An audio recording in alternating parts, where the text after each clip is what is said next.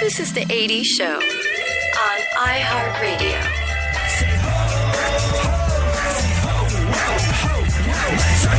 Let's start the show. Come on, let's go. Come on, let's go. Say ho, ho. Say ho, whoa, ho, whoa. Let's start the show. Let's start the show. Let's start the show. Let's start the show. So imagine, if you will. Well, maybe you don't have to imagine. I don't know where you grew up. I don't know if there was ever sort of any imminent threat of any kind of thing that could be classified as terrorism where you grew up. But here's the thing. It's kind of my bread and butter and has been my entire life. Not so much in recent years, but terrorism was just a part of the fabric of life in London when I was growing up. I remember when I was in high school and I was in this art class, this advanced art class in high school. And one of the things we were required to do, super cool, by the way. It was one of the things that I look back on and go, that shaped some of the things that I became in the future. Many of the things I became in the future were not good, not things that I should be giving credit to, not things that I should be proud of. But the art class was an interesting one. I mean, we were in England, and so we were just like a hop, skip, and a jumping away from Europe. But we did cool stuff. We got to do a couple of really cool things because of our proximity to Europe. Like, bear in mind, when you're in high school or middle school in America and you go on a field trip, say, to Washington, D.C., or, Cape Canaveral or something like that.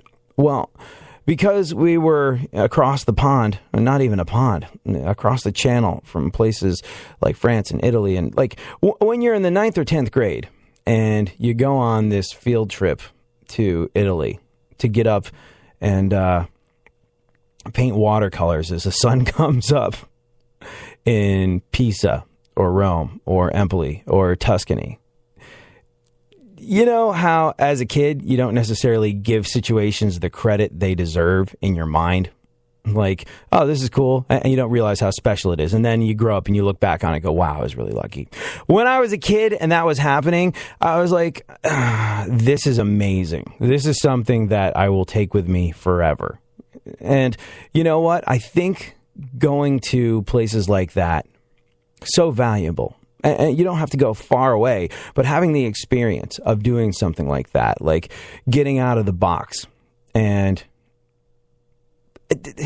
watercolors painting, not the most manly of pursuits, I know. Like, I don't, if there's a sissified version of art, it would be watercolors. And as a kid who grew up doing graffiti, it seemed especially sissified. But sitting there and being forced to take in your surroundings and recognize that this is different and this is beautiful and this is something noteworthy and special that you're being permitted to do.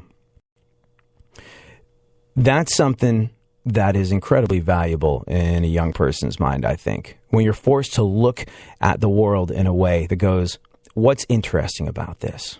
What's beautiful about this? What's noteworthy about this because it's maybe not so beautiful? All of it's there. And when you're plunked down in a strange situation that is ornate and different, like, say, most of the Tuscany region in Italy is, and you're told to observe that and paint it, that makes your young mind think and take things in a different and more all-encompassing way than maybe a history class or a math class would. And all the above, very valuable. But it was an experience that taught me to think outside the box. And it was an experience that taught me to look at things a little bit differently. And quite frankly, the fact that I get on the radio and make a living talking about things that I observe that maybe people haven't noticed, but they're there in the periphery of their mind. And when I bring them up, they go, yes, you know what? Yes. I can honestly attribute my ability to do that, what allows me to eat and pay rent and things like that, to my experiences of being plunked down in a strange country as the sun's coming up and be like, there you go, paint it. My paintings weren't very good, but it taught me to think in a different sort of way, and that is intrinsically valuable. But besides that, the art class that I was in as a kid also required me to go into museums. Once a month, we had to do a museum visit. We had to take our sketchbook. We had to document it. We had to take pictures. It was a combination of technical art and art history, and it was like super awesome. It was good times. And you know what? As a young kid that was into music and art, but also into things like rugby and bashing heads together, and it was good. It led to a more balanced experience of the world as a child. And if you have a chance to get your kid into a program like that, every school has an advanced art program, or at least they should. Do it. It'll make them think a little bit differently. It'll make them look at the world a little bit differently. It'll make them take things in a way that they're maybe not doing just yet, because that's what those classes do. They teach you to see in a different way. But back to the required museum visit. We had to do that once a month. That was a thing. Except for around the holidays. Because what happens during the holidays in England, it was par for the course. It was like the weather changing. It was like stores having Christmas sales. What happened when I was growing up in England around the holidays is the IRA starts bombing stuff. Acts of terrorism. They seem to have a distinctly seasonal slant. So, they'd set off bombs in train stations. They'd have car bombs outside the Houses of Parliament. It was just sort of, I don't know, it was almost like the weather changing, the danger of being blown up by the IRA. And so as a kid, we were required to go into London, or live just outside of London, as a kid, required to go into London and do a museum visit once a month. And during the holidays, okay, no, the IRA is bombing stuff, so no going into London. That was just how it was. Terrorism was part of the fabric of our lives, and it was scary. And then being in New York, worried about things post 9/11. It was scary, but not a patch on the experience that you're having if you are currently in a part of the world that is under the thumb of a terrorist organization. And we'll discuss what that is like shortly. iHeartRadio goes one-on-one with Jimmy Page to talk about the beginning of he and Robert Plant's musical partnership. I had material like Dazed and Confused. I had the whole arrangement together of Baby, I'm Gonna Leave You and the source of the verse. And I heard it on a Joan Baez in concert record. It's nothing like our version.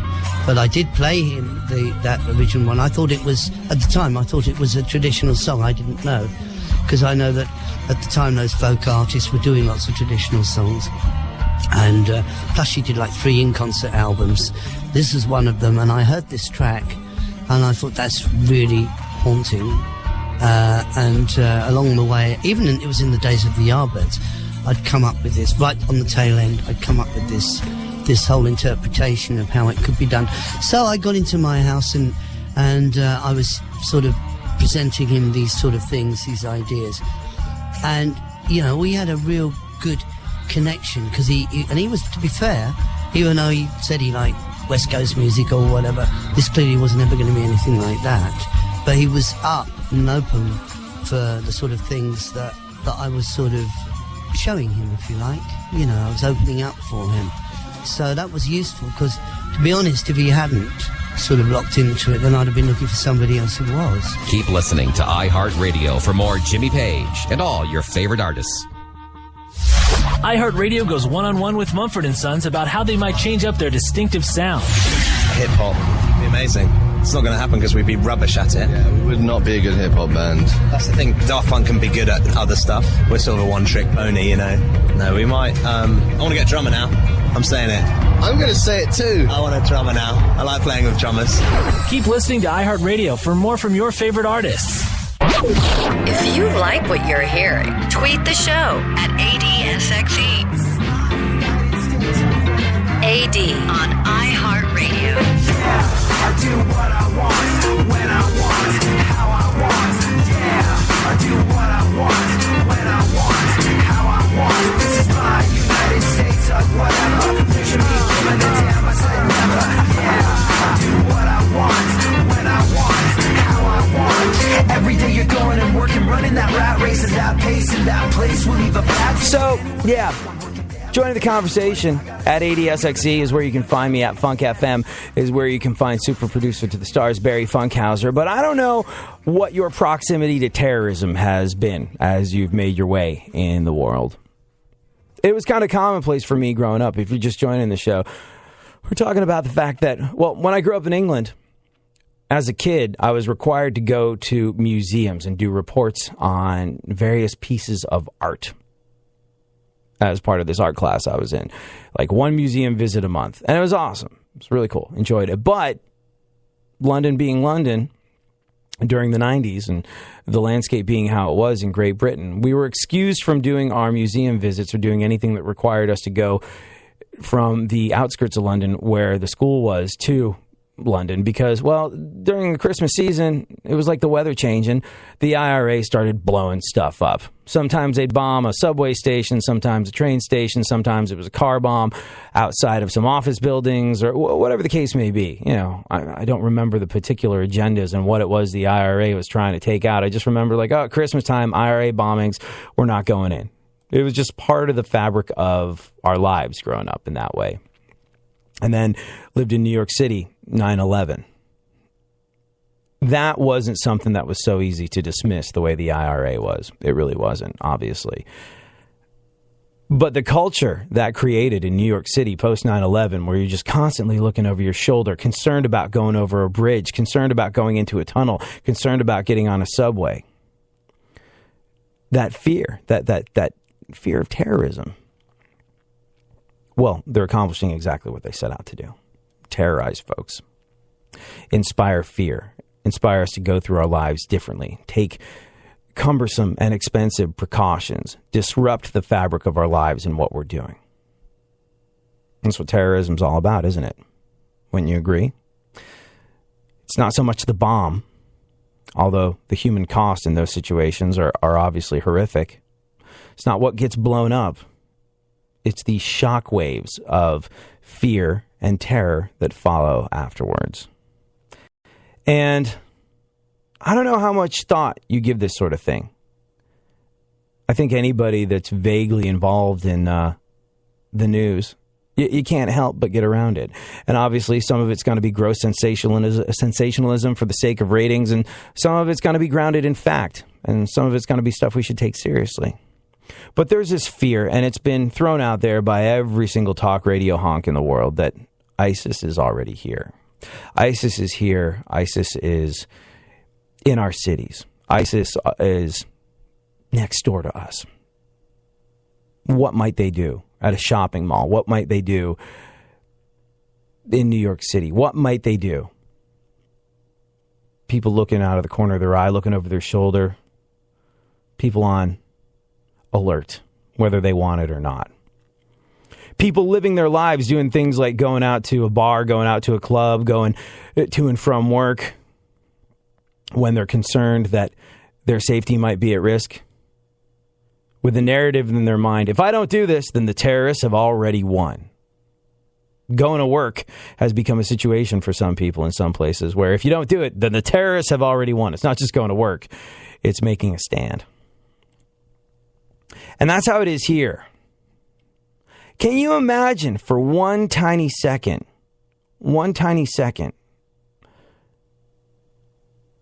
if that's what it's like here, what it must be like being in a place where ISIS are a known and recognized presence in power? Can you imagine what life must be like on a regular basis with that in charge, with that being the thing that gets you out of bed and drives you every single day? The fact that if you don't do what you're supposed to do under the rule of ISIS, well, who knows what's going to happen to you? And even under the rule of ISIS, if you're doing what you're supposed to be doing, what can happen to you? There's a Yazidi woman who recently begged us to bomb her brothel after ISIS sold her into sex slavery. I want you to think about this quote. It sounds like the punchline to a very insensitive joke, but it's not. These are words that came out of someone's mouth. I've been raped 30 times, and it's not even lunchtime. I've been raped 30 times, and it's not even lunchtime. So what's this woman's story?